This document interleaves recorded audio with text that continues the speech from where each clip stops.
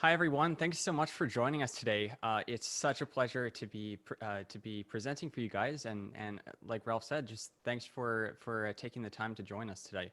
So we're the Back to Back Project, and we are a group of musicians who present for children like yourself, students like yourselves, and we're all musicians.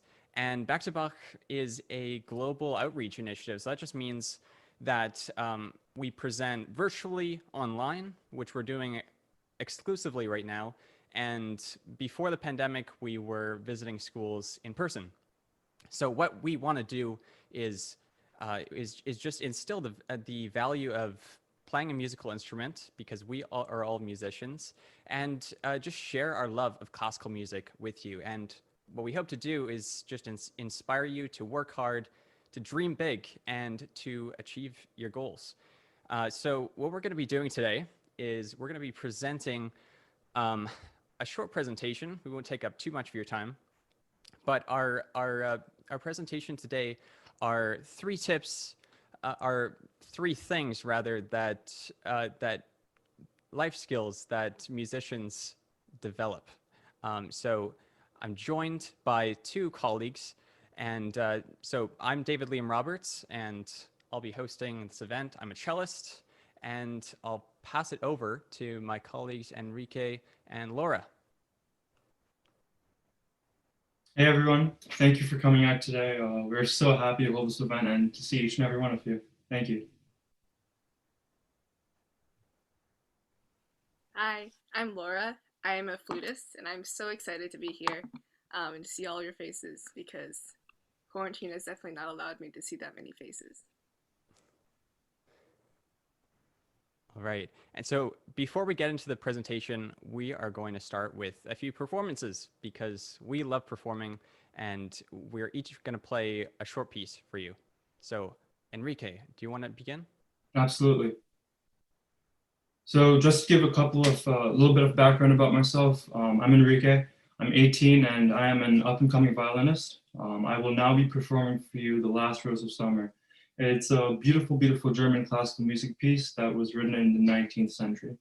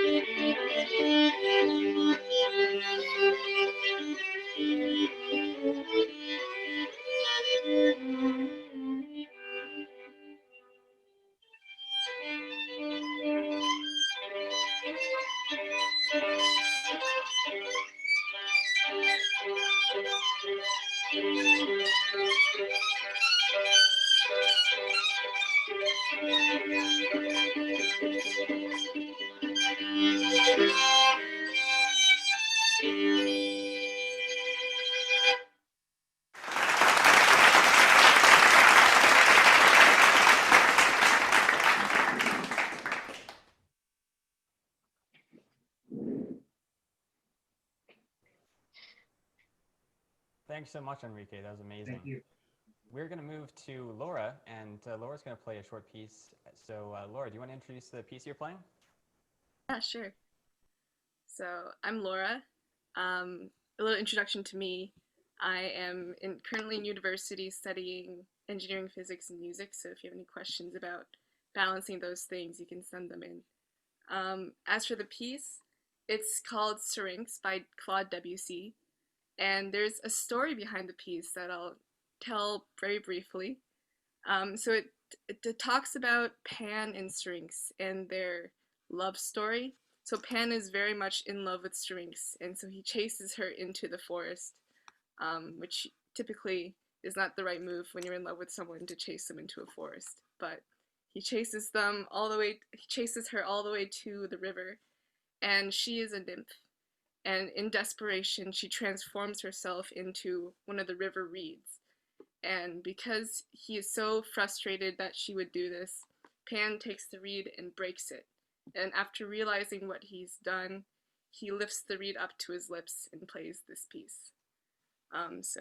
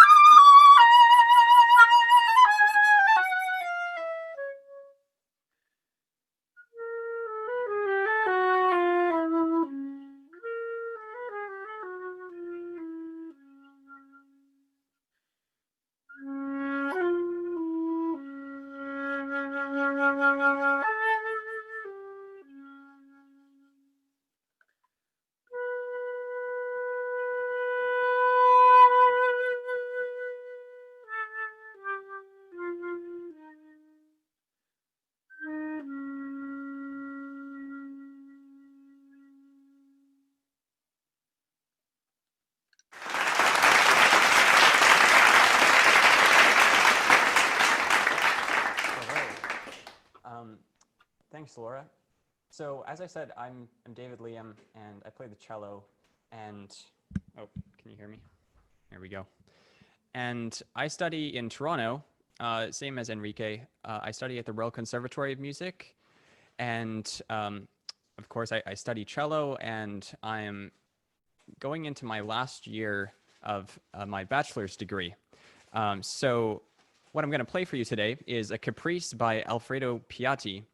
And Caprice is just a little piece that is very capricious, and that just means that it changes moods often. So in this piece, you'll hear that it'll change from being, very outgoing and then, very reserved very quickly.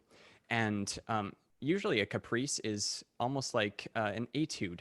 So it's usually they're written as kind of a study piece. So the main goal for the piece is just for students to develop a certain technique. With caprices, generally they are more commonly performed. So that's what I'm going to play for you today. It's the seventh caprice, and you'll notice that it uses a certain technique a lot. Here it is.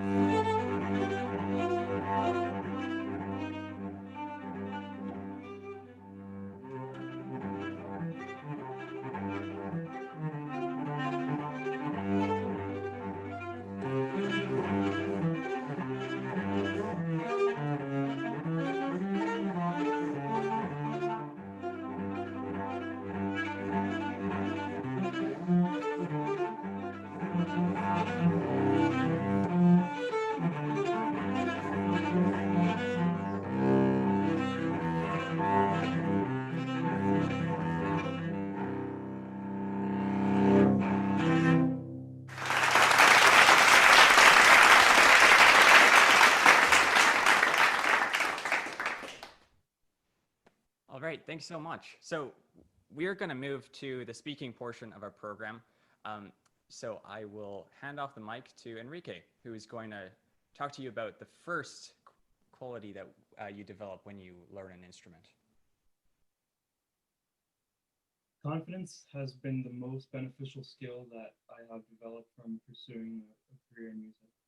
And confidence that has helped me expand my own boundaries and helped me accomplish things far outside my comfort zone. Learning instruments provide the unique ability to constantly seek excellence in all scenarios, and intertwined with confidence comes a fantastic sense of motivation. And motivation is the fundamental human emotion that helps us get up in the morning and do something with our lives. When you decide to take up an instrument, you will get inspired by the work that you put in and the progress that you will see. And that will help you to keep going forward. And the more dedicated and passionate you are about something, the faster you will achieve it. So why not music? Something I have learned along my way is that if you can see a goal in your mind and if you have the courage to speak it and put in the work behind it, it will happen. And I challenge every single one of you today to go learn an instrument. You will see the rewards, the many, many rewards of having the gift of playing music, which is absolutely priceless. With that being said, I now turn it over to my esteemed associate, Laura Futurama. Thanks for the introduction. So the topic that I chose to talk about was thinking on your feet, and being able to make the show go on. Because in musical performance, I have found, at least in my own experience, that whatever could go wrong will go wrong before your performance. I have many horror stories before, like solo recitals or orchestra concerts. But the big thing that I took away from all of those misfortunes was that no matter what happens, you need to remember your own practice and the hard work that you put into your instrument and be able to still present that to the audience no matter what happens behind the scenes. And that has really helped me in not only my performance, but throughout my life because I've been definitely the victim of thinking that everything needs to be a certain way before I do this big presentation or performance. And of course, you do need to put in the work, but you also need to remember that uh, you need to rely on that work and not have everything sorted out in a way that needs to happen. So, for example, maybe before a performance, some people have routines where they take a shower or like wash their hands in hot water before they perform. And while that's all, it could be helpful. At the end of the day, you need to rely on your hard work, and by tapping into that hard work, you become so much more confident in your abilities and you can think on your feet and handle whatever life may throw at you with a sense of you know where you're going and what you're doing. Um, and with that, I'll hand it off to David to talk about the third tip.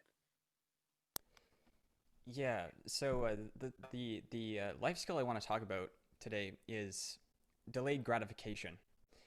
So delayed gratification is just the ability to choose a bigger reward later instead of a smaller reward sooner. So it takes patience. So when many people think of delayed gratification, they probably think of a famous experiment. It's called the Marshmallow Experiment, and you may have heard of it. If you haven't, it just goes like this. A few researchers asked a few young kids to sit down at a table and put one marshmallow in front of them. And then the research said to the kids, if you wait 15 minutes and don't eat your marshmallow, you can have two marshmallows. Or you can just eat your one marshmallow now and get a second and not get a second one. So they left the room, and sure enough, when they came back after 15 minutes, a few of the kids chose to eat their marshmallows right away, while a few decided it was better to wait for the bigger reward. Now, the experiment wasn't done after that. The researchers kept track of the kids later in their lives to see how they were doing, and it turned out that the ones who persevered for the two marshmallows ended up getting better grades and generally achieving more than the kids who ate their marshmallows right away.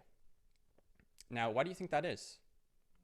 Well, it turns out that life is full of ups and downs and highs and lows. There are times when things just don't seem to be going our way, and the difference between really successful people and others is that they work through those hard times without giving up. And I found that being a musician has really taught me to do that. I found that especially the months where I wasn't really getting a lot of rewards and it just seemed so hard and practicing just seemed like it was just an uphill battle. Those were actually the times when looking back, I actually improved the most. And I think you'll notice that with anything. There are times where it just feels like you're not improving, but it's actually those times that you're improving the most. So if there's one lesson I want to impart with you with this tip of delayed gratification is don't just be satisfied with, don't choose the easy way out of just the reward that's right in front of you, but instead just wait and persevere through those hard times and you'll get an even bigger reward. And those successes are what will really propel you in your life. So those are 3 life skills that we wanted to share with you today. And they're all skills that we've kind of developed from playing a musical instrument and practicing every day and just working really hard at it. So we hope that'll help you. And I'm going to pass it over to Ralph. And we just ask that you ask any questions you'd like for us. We're here for you. So If you have any questions about what we were just talking about or anything, feel free to throw them at us. Sure. And David and Laura and Enrique, you guys were absolutely incredible, not just with your lessons, but also your performances. That was absolutely awesome. So I've been getting some questions emailed to me that the kids want me to read for them. And some of the kids have been messaging them in the chat that they want to ask themselves. So I'll kind of do a combination of the two, if that's okay with you guys. So we have a question from a student in Ecuador, and he wants to know what first got you interested in music. And if we can just go in the same order of Enrique, Laura, and David, what first got you interested in learning an instrument? So my sister started when I used to live in Canada growing up. My sister started taking piano lessons, and her piano teacher told my parents that violin would be a fantastic complement to the piano. And I started taking lessons when I was 4 years old, and after a couple of years, I got very serious about it and passionate about it. And I've decided to devote my whole life to making a career now.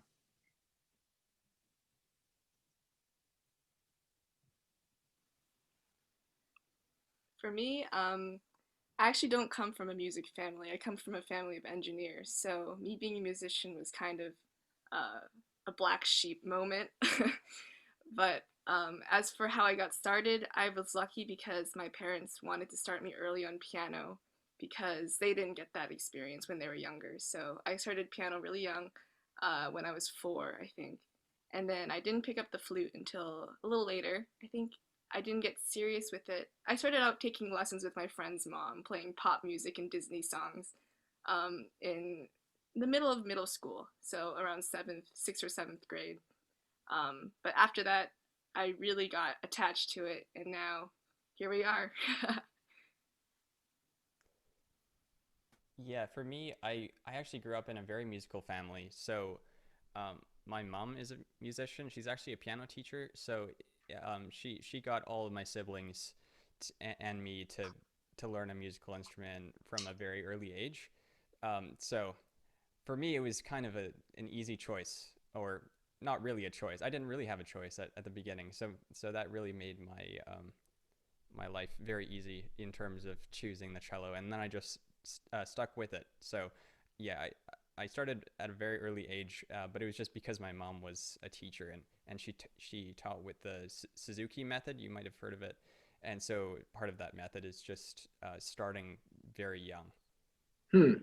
That is incredibly interesting, and thank you guys for sharing that with us. We have a question from Felicitas in Argentina, and this question is for Laura specifically. So, Felicitas, you should be able to unmute. I thought you had a really Hello. good question. Hi. When did you started playing? Like at what age? For me, oh, Yep. so I Yes. started playing piano when I was 4, and then with flute, 6th grade, I think, around 13, 12 or 12 years old, I think. Yeah, for Hmm. flute. Now, we have a question for all of you guys, and we'll start with Enrique. This student in Costa Rica wants to know what is your creative process like? My creative process. Well, I'll assume you're asking about how I use my creativity to solve problems. Correct. Yes. Yeah. So I look at the problem, I analyze it.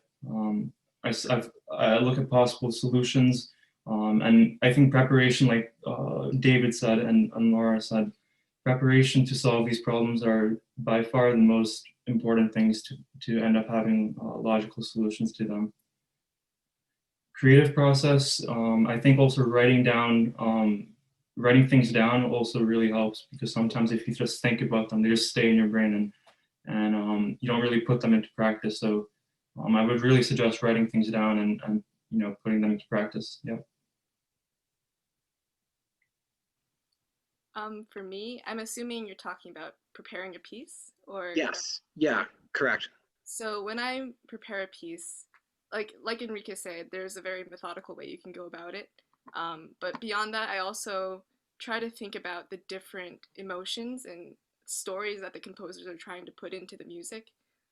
So whether, I mean, on surface level, whether it's sad, happy, or sometimes it really helps to think of a specific story to go along. For example, I played this orchestra piece a while back. Well, no, I can talk about a piece that I'm working on right now.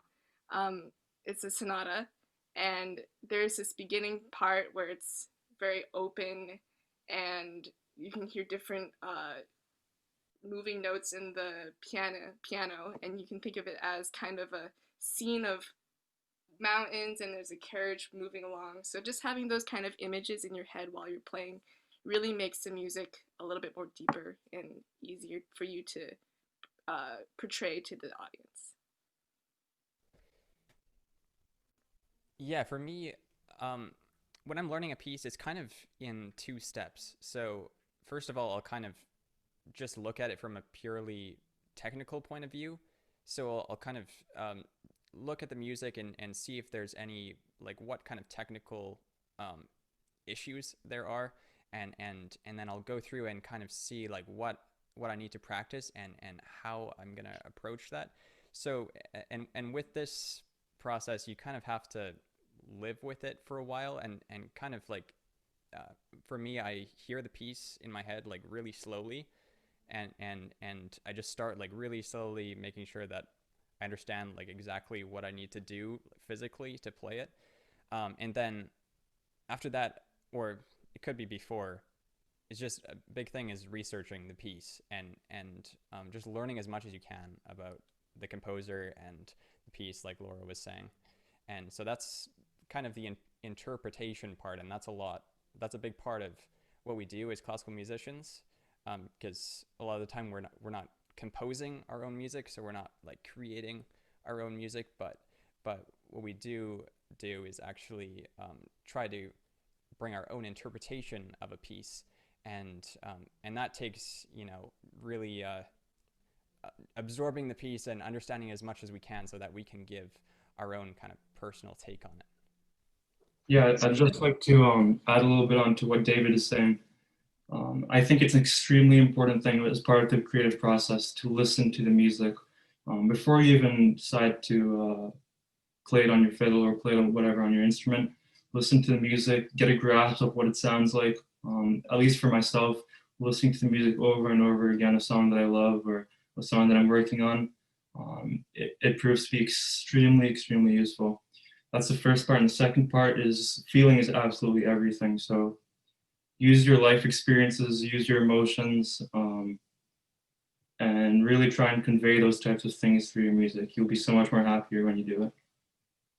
Well, thank you for that. And I know that we have a few musicians here. We have a couple more questions. Is that okay that we ask you guys a couple more questions? Yeah, absolutely. All right. So we have a question from Ariana.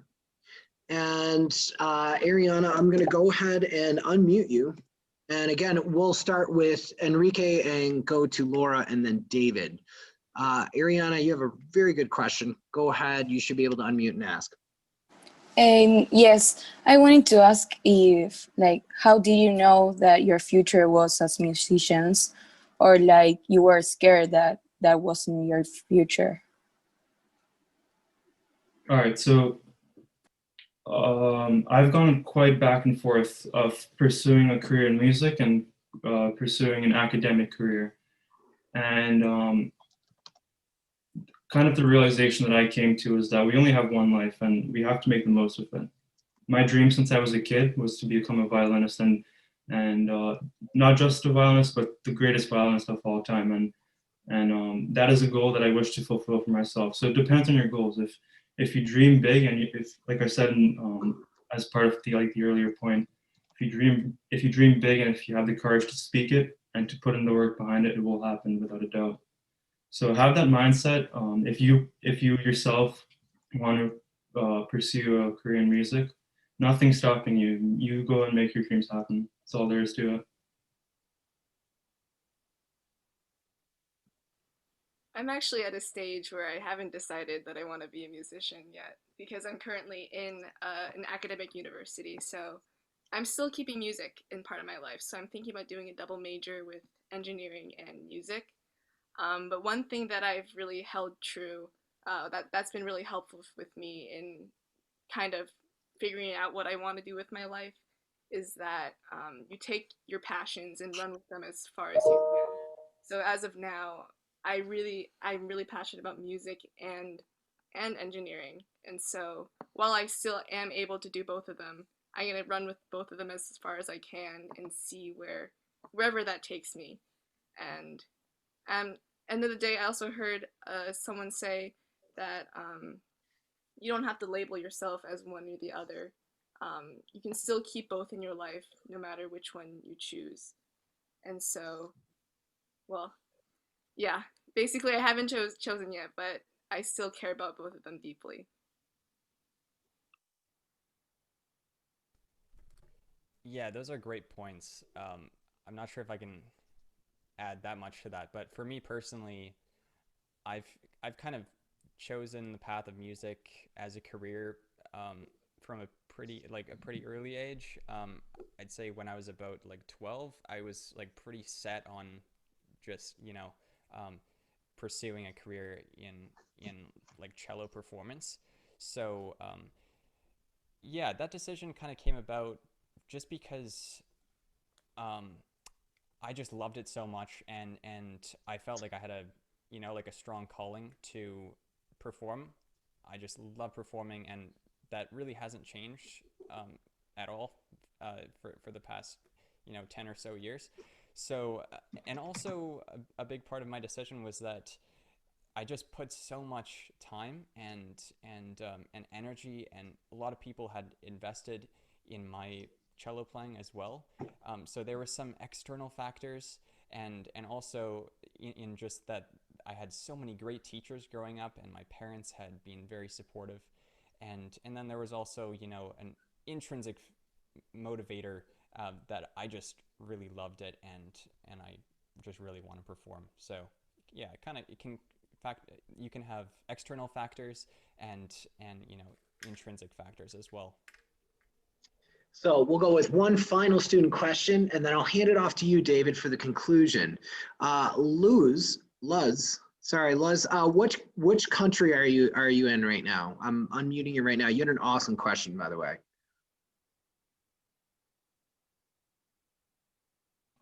Oh, right, there you go. You're unmuted.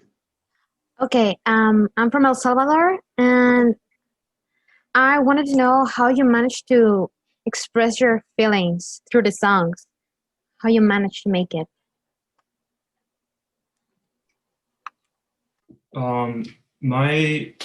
My way of feeling is a little bit different than, or at least my way of expressing my feelings is a little bit different than the stereotypical way of expressing feelings in classical music.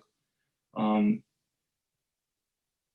I tend to paint a story sometimes, and if the story doesn't work, I just tend to think of my own life experiences. I feel the raw emotion in my heart, whether it be happiness, whether it be sadness, whether it be love, whether it be scared, being anxious, that kind of thing. You feel that emotion in your heart, and whatever instrument you play. If it's a violin, I can give you, or if it's an instrument that has like a cello or a viola, I can give you a little bit of a better idea. Use your bow. Your bow is the breath, basically. The fingers are the fundamentals where there's not much you can do besides things like vibrato. But with the bow, you can have different shades, different tensions.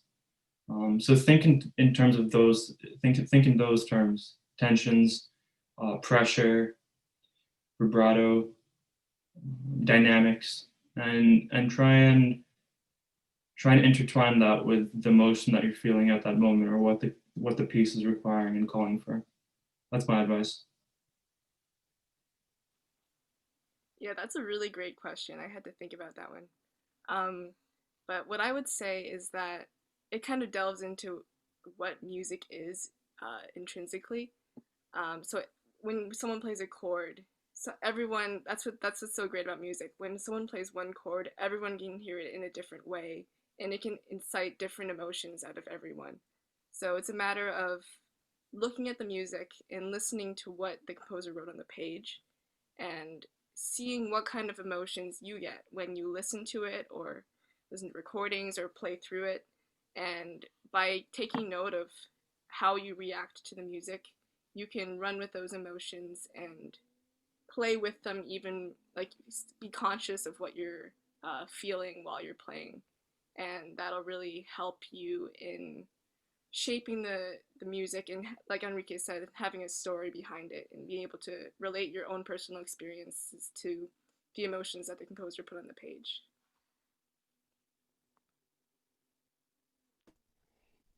Yeah, for me, um, a big part of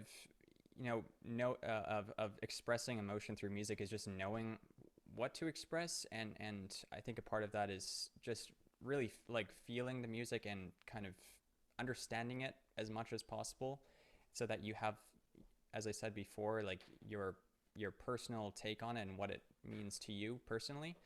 And then what Enrique touched on already is like how you express that through your sound. And I think with every instrument, there's a different way of expressing emotion through your sound. So for string instruments, like for the cello, there's vibrato. There's so many different colors you can get with vibrato, and as well as with your bow. So yeah, for me, a big thing. Well, I guess Enrique already explained this really well. Is just trying to get different colors across, and then that in turn kind of expresses emotions. Just kind of like the way that we speak and kind of interact with each other.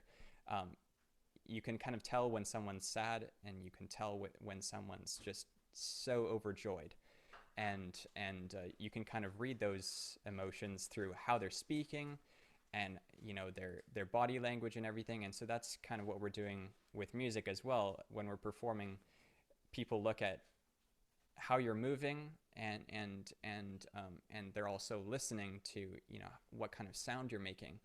And so yeah, it's kind of like amplified. So as a performer, you have to be like so expressive, um, in order for that emotion to get across to an audience. So that's something that I've learned, at least as a musician, that's super important, is the performance part of really exaggerating that emotion. Just to quickly add on, David, Yeah. A good exercise to do is think of your favorite non-classical or non-performing type of music.